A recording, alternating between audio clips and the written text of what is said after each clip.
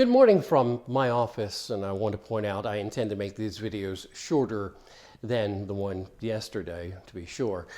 Let's get started. Boy, was there a controversy when we spoke yesterday, when Republican senators, along with a lot of Democrats, were indicating that as the day went on, they got a lot of calls from their home states that issue President Trump's freeze of government aid and loan programs that Congress had actually authorized.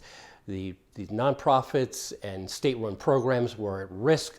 The White House quickly put out the word that the pause would not impact direct payments to individuals, but all other approved congressional spending was fair game. At her first briefings, Press Secretary Karoline Leavitt was peppered with questions about programs like Head Start, Meals on Wheels, and veterans' homelessness, some of the main recipients of grants from Congress. She didn't do much to calm nerves on Capitol Hill. Democrats, led by Chuck Schumer, pointed out Trump's nominee for Office of Management and Budget is Russell Vought, a key author of Project 2025. He's not confirmed, but the memo on the freeze did come from OMB. With the House still on its retreat, Republicans' unified response came from Senate Majority Leader John Thune. I went to the Hill for the weekly party luncheons, after which the leadership tends to come out and speak.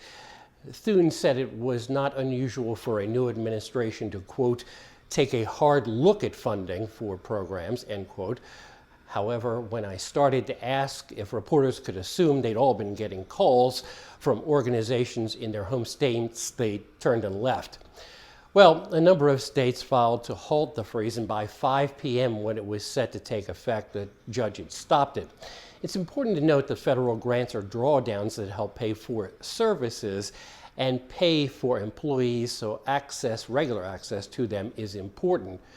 And there were reports during the day that states could not access Medicaid funding during the day. That's apparently been cleared up. One of the main things to come from the Leavitt briefing, by the way, was a statement from the president that those mysterious drone sightings over New Jersey specifically were deemed to be FAA-authorized flights along with hobbyists. There was no great clarification as to what authorized flights were doing, but it was slightly more forthcoming than the Biden White House explanation that the drones were not doing anything nefarious.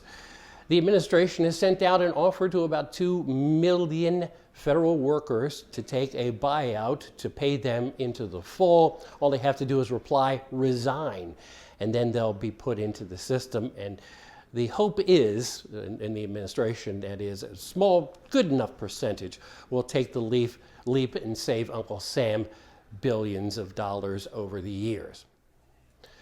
Today, RFK Jr.'s first confirmation hearing to be Secretary of Health and Human Services gets underway, but with a new backdrop that Caroline Kennedy, his cousin, accusing him of being a predator that led his siblings and other cousins into destructive drug and alcohol lifestyles. That's on top of his vaccine skepticism that Caroline Kennedy described in a video as hypocritical.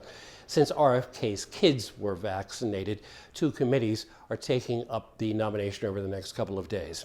And today, the Federal Reserve Open Markets Committee concludes its January meetings, expected to leave interest rates untouched, which is bound to anger President Trump, who's made clear his intentions to pressure the Fed into lowering rates despite nagging concerns about inflation.